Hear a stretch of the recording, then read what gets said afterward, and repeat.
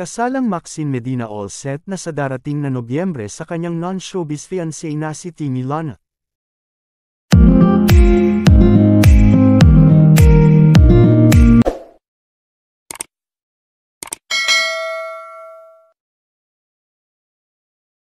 Mukhang all set na ang lahat para sa inaabangang kasal ng actress beauty queen na si Maxine Medina at non-showbiz fiancé na si Timmy Lana. Ayon sa ABS Entertainment reporter na si MJ Felipe, nakuha na ng soon-to-be husband and wife ang kanilang wedding rings.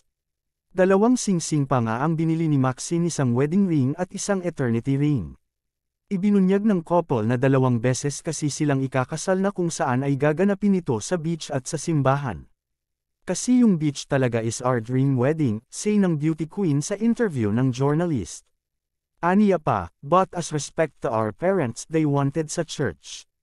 Dagdag naman ni Timmy, we have to do a Catholic wedding first. Magugunito noong nakaraang buwan lamang, proud na ibinandera ng Miss Universe Philippines 2016 sa Instagram ang prenuptial wedding photos nila ni Timmy. At doon niya sinabi na sa darating na Oktubre magaganap ang kanilang kasal. With just 3 months to go, we're turning up the excitement to the max. #Team2Thimax #wedding countdown, wika niya sa post. Kung matatandaan, taong 2018 pang magjowa sina Maxine at Timmy. Noong 2022 naman nang ma-engage ang dalawa. Naganap ang romantic wedding proposal ni Timmy habang nagbabakasyon sila sa Club Paradise Resort sa Coron, Palawan. Makikita sa dating post ni Maxine na ang kanilang mga kapamilya at ilang kaibigan ang nakasaksi sa napakasayang araw sa buhay ng aktres.